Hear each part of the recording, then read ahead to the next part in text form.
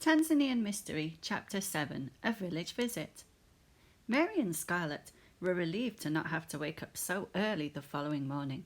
They had plenty of time to shower, dress, and get ready before 10 a.m. when they had arranged to meet their Texan friends. As it was already warm and sunny, Mary wore a clean pair of shorts and a purple t-shirt, hoping to not get this outfit muddy or torn like most of the clothes she had worn so far on this holiday. Meanwhile, Scarlet dressed in a pale blue summer dress and yet another pair of sandals. They enjoyed walking along the path to the restaurant on this warm, sunny morning. It had rained a little in the night, and there were a few puddles on the path, and the surrounding grass and shrubs looked much greener as a result.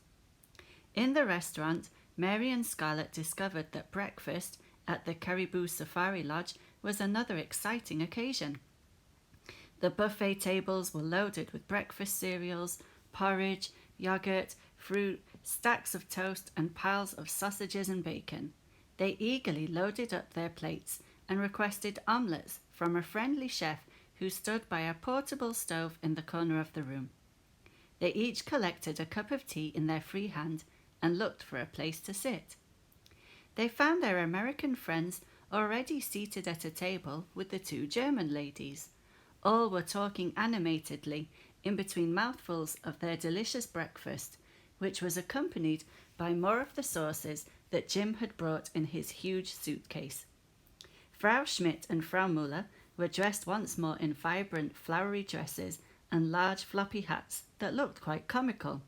Jim wore another flamboyant Hawaiian shirt and his favourite red cap, while his wife had opted for a chic lavender dress. Ned and Larry wore checked shirts and shorts, while Jolene wore a loose-fitting green summer dress. Mary was surprised to see Travis with them. He looked cheerful and at ease as he tucked into his large stack of pancakes, so Mary guessed that he must have made peace with his father and gained permission from the lodge manager to attend breakfast in the restaurant. This time it was Jolene who looked a little sullen as she ate. Mary looked around for Hassani, the good-looking barman, and when discovering that he was not there, she guessed that the woman must have been upset to not see him that morning. The two German women told the group about their plan to buy dresses made with traditional African fabrics from the tourist market they would visit that day. "Jim can get one too," Larry joked. "He loved the ones that the dancers were wearing yesterday evening." "They were not dresses, they were traditional Maasai robes." Mr. Samuel appeared as if from nowhere to correct him. Larry apologized sheepishly for the joke, which the manager accepted before beginning to ask them about something more serious. "Have any of you had any valuables go missing recently?" he asked solemnly. They all replied firmly that they had not. "It's just that 6 guests yesterday evening and 2 guests this morning reported having money, cameras, and expensive watches going missing while they were in the restaurant or bar area," the manager explained grimly. "Oh, but that is terrible!" Frau Muller exclaimed. "I hope you will catch the thief." "I do too," Mr. Samuel replied wearily. "Please tell me if you notice anyone acting suspiciously." He glanced curiously at Travis, then moved on to speak to the guests at a nearby table. "How strange," Mary said. The others nodded their agreement and ate in silence for a while. Somehow Mary couldn't help but suspect Travis for all these mysterious thefts. They all knew he was having some kind of money trouble, but she wondered if he would really resort to stealing in order to pay back his father. She decided to discuss her idea with Scarlet later, when the others were not around. They were joined at the end of their meal by an eager-looking man who would serve as their guide to the traditional village. Mary guessed that he was around 20 years old and a recent university graduate. The man introduced himself as John. He was friendly and spoke excellent English, although the group were amused by his odd, mismatched outfit of a traditional Maasai robe worn over a white t-shirt, ripped skinny jeans, trendy trainers, and a baseball cap. He even had an expensive mobile phone protruding ostentatiously from his jeans pocket. Ned leaned closer to Mary to whisper, I don't think he's living the authentic, traditional way of life advertised in the brochure. She stifled a laugh as she tried to listen to the guide's introduction and plan for the day. The group followed him outside to the cars. This time Mary, Scarlet, and the young Texans were ushered into the larger jeep driven by Omari, while Jim, Sue Ellen, and the two German women settled themselves comfortably into Baraka's smaller vehicle.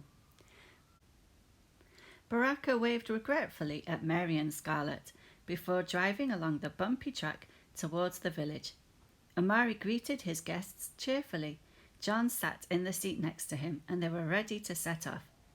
"I didn't know they were joining us," Mary said, pointing at the two German ladies. "Yes," Travis replied, rolling his eyes. "Dad invited them." "And Travis is already fed up with them because they kept pinching his cheeks this morning before you arrived at breakfast and telling him what a nice young man he is," Larry explained. He and Ned laughed and reached for his cheeks, making the same cooing noise made by the German ladies, causing their cousin to glow red with embarrassment. "Oh, stop it!" Jolene snapped irritably, as her brother accidentally brushed against her while trying to duck out of their way. "What's up with you this morning?" Scarlet asked. Jolene refused to answer and merely scowled angrily at the passing scenery. "Man trouble," Travis whispered to her.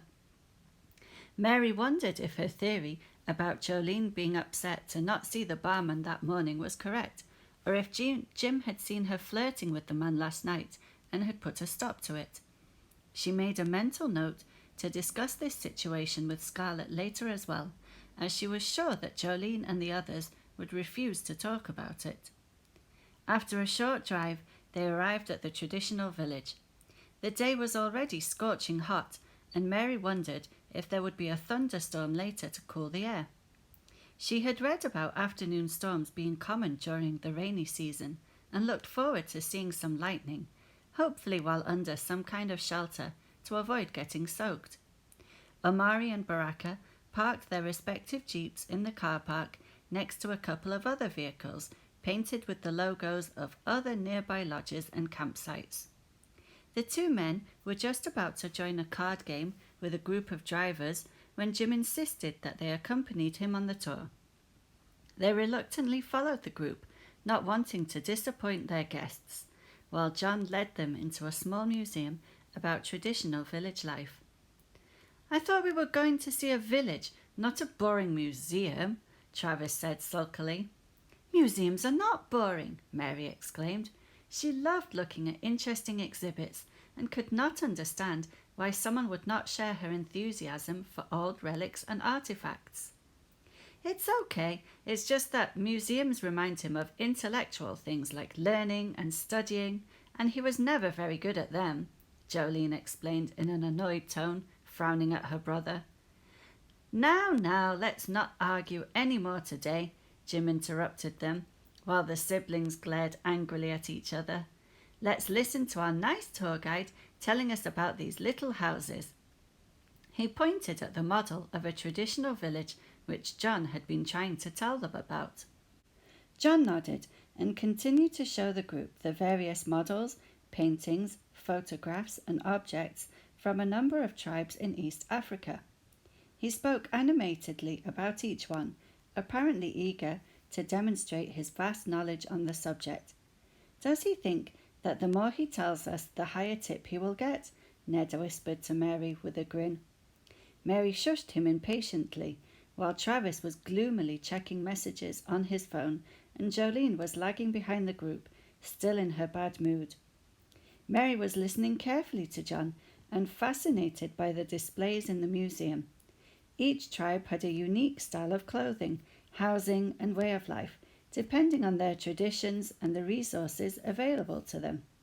Some tribes, like the Hadzabe, hunted solely for food, while other nomads like the Maasai kept their own cattle. Mary was amazed at the ingenuity of the various tribes and how they managed to use such scarce resources and simple tools to survive, build, and thrive. She marveled at the way some of the tribes were able to continue their traditional way of life, while others had adapted to the modern world. All of the visitors enjoyed the displays about the traditional clothing and jewellery. Even Travis seemed to find something that caught his interest in one of the display cases, but seeing how little clothes the women in some tribes traditionally wore, Mary assumed that he was simply enjoying looking at their semi-naked bodies. John allowed the group time to look at the remaining exhibits by themselves, promising to answer any questions they had. Although when Mary saw him immediately answering a phone call, she guessed that this was the real reason for the pause in his presentation. Jim eagerly showed the two bemused drivers an exhibit about cattle, relishing the chance to tell them about his own ranch, while Mary came across an exhibit about lion hunting. She began to ponder how often lions and other wild animals could attack remote villages in search for food, when her thoughts were interrupted by Jolene's voice. "What's this?" the woman asked loudly, pointing at a particularly sharp arrow that was lying next to a wooden bow on the top of an empty display case. "Don't touch that," John called urgently, hanging up the phone and dashing over to the display for a closer look. "It's a poisoned arrow used for hunting." "A poisoned arrow? Why is it just lying here where anyone could touch it?" Sue Ellen asked incredulously. "I'm not sure," their guide replied uncertainly. "Maybe there was a demonstration earlier today for another group. Perhaps the guide forgot to put it away afterwards." "How very careless," Jim said, while the two German ladies tutted and shook their heads. "I will ask someone to move it as soon as possible," John explained hastily. "But what kind of poison is it?" Jolene asked, continuing to gaze at the arrow curiously.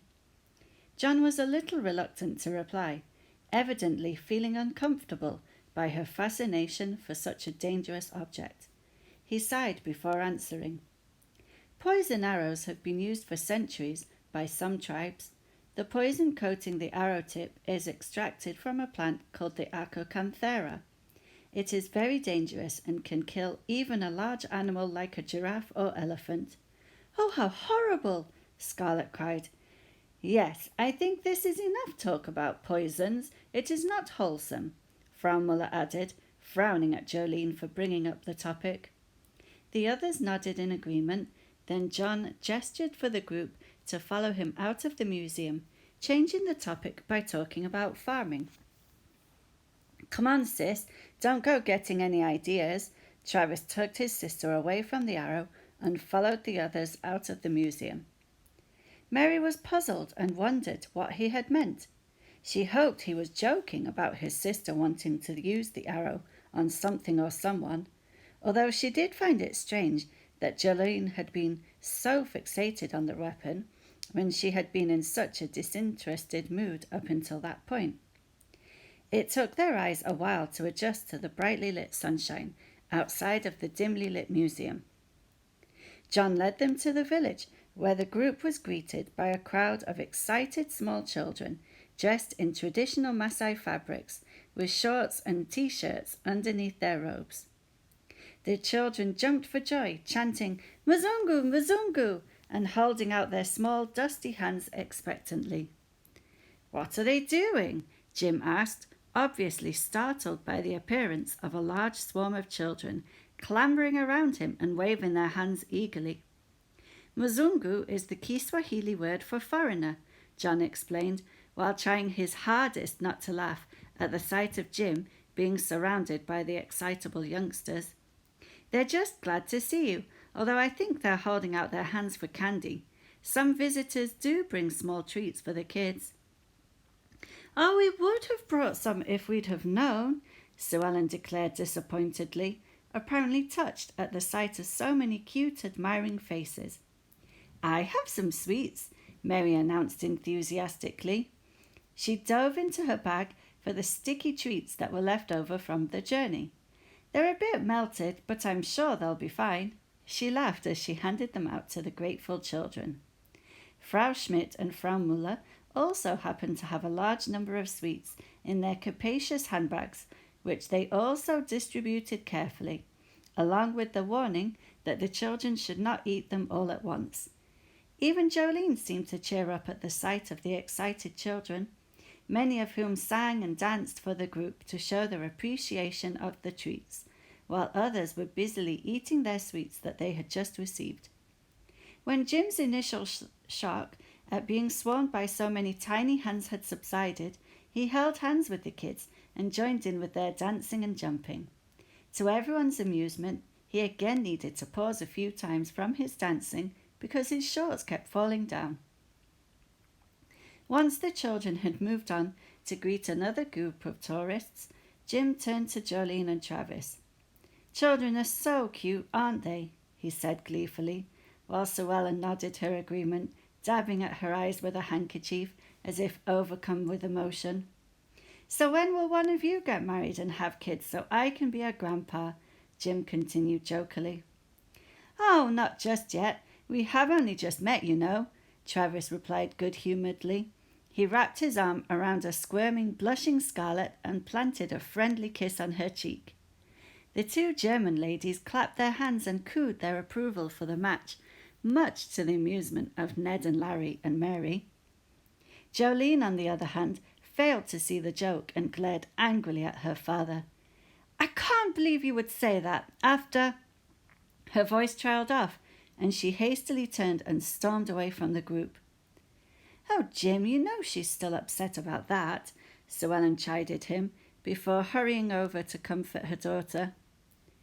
Jim looked unusually sheepish, possibly feeling sorry for his insensitive comment, but swiftly brushed over the situation by making another joke with the puzzled tour guide and drivers. "What was that all about?" Mary asked, wondering once again at how strange this family seemed. "It doesn't matter," Travis replied. "Let's just continue the tour." Ned and Larry shrugged their shoulders apologetically and beckoned for Mary and Scarlet to follow their tour guide, who had continued leading the way along the short path to the village.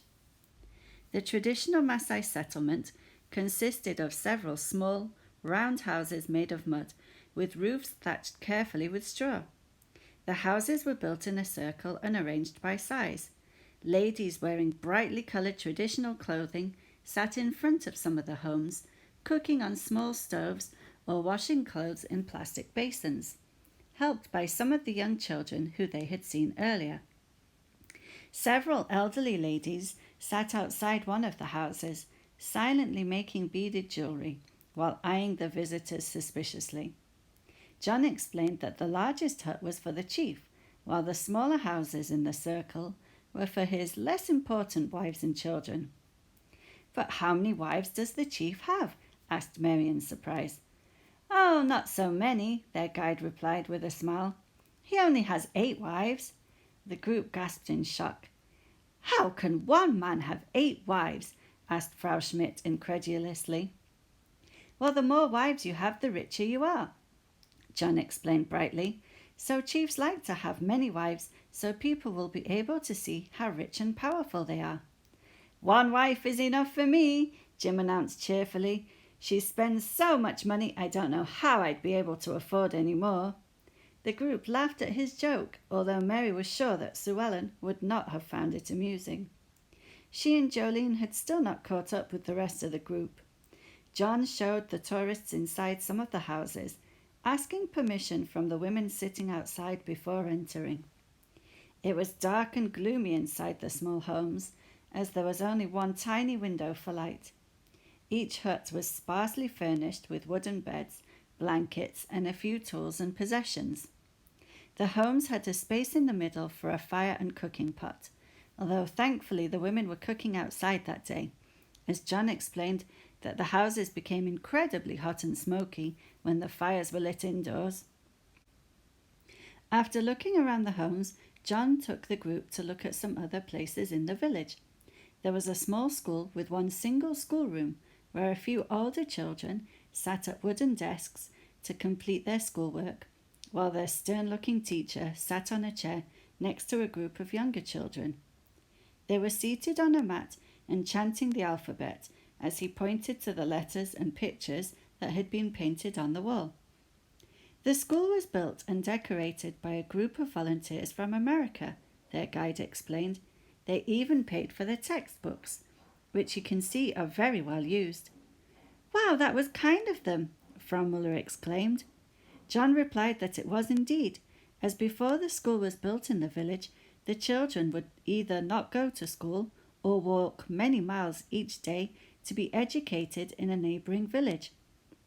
He then led the visitors to look at the enclosure where the livestock slept at night, the grain stores and the fields surrounding the village where a few men tended the crops while others watched their cattle grazing peacefully. "Oh, so the men watch the cattle while the women do all the cooking and housework?" Mary said incredulously. "How lazy of them!" "It is not lazy," their tour guide laughed. "The men must watch carefully to protect their cattle in case any hungry lions appear. Then they chase them away with their spears. It is illegal to hunt lions in this part of Africa, but sometimes the men will kill a lion if he threatens their livestock."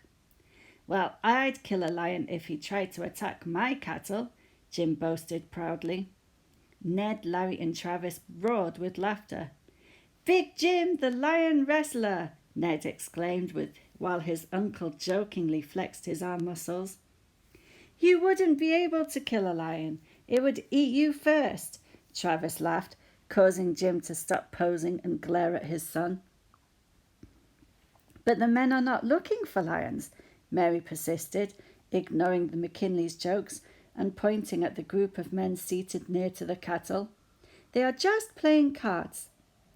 "Oh, they can play cards and be on the lookout for lions at the same time," their guide explained, while Omari and Baraka nodded in agreement.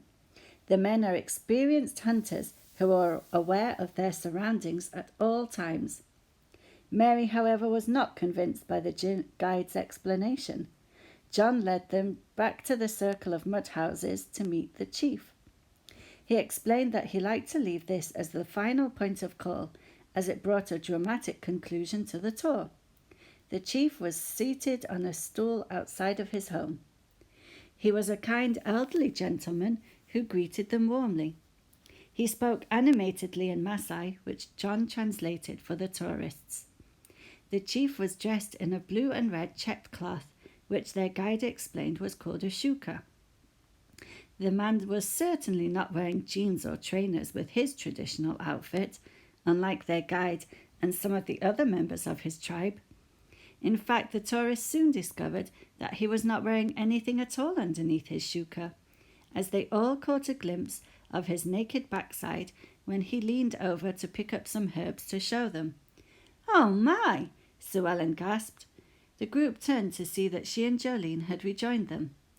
The young woman did not look as angry as she had before, although she still avoided looking at Jim, who tried to apologize for his insensitive comment. The chief, oblivious to the tourists' amusement, began to enthusiastically show them a collection of plants that he used for medicine. He was, as John explained, the village's traditional doctor. He passed his plants and mixtures around for them to look at, many of which smelled quite pungent, and Mary's hands became itchy after touching one particular plant. "How on earth are these things medicinal?" she wondered. Mary was relieved when John thanked the chief and declared that it was time to end the tour with a quick trip to the souvenir market. Mary, Scarlet, and the two German ladies enjoyed looking at the fabrics, beaded jewelry, and paintings on display, while their American friends perused the bows, arrows, and spears, arguing about which of the weapons they would be allowed to take with them on the plane. Jim had taken a particular liking to a long spear, which Sue Ellen declared would be too big to fit even in his hefty suitcase. After making their purchases, the group followed John and the drivers back to their cars. Mary glanced back at the village, where she saw some children waving farewell and the chief looking through his collection of plants with concern, as if he had misplaced something important. "I wonder what's wrong with him?" Mary asked quizzically. "Maybe he touched that itchy plant," Ned said, showing his red hands. "I don't know what that one was for, but I'm not sure how it's useful to have a plant like that for medicine." "Perhaps he just dropped something. He'll probably find it soon," Jolene shrugged. She seemed to have cheered up after her chat with Sue Ellen and since her trip to the souvenir market, where she had purchased a large collection of colourful fabrics, beaded earrings and necklaces. Mary, however, glanced back over at the chief, who still seemed worried about something. She put the thought aside as she looked politely at the young men's purchases of bows and arrows, traditional fabrics and sandals made of old tires, which they eagerly showed to her and Scarlet on the way back to the Caribou Safari Lodge.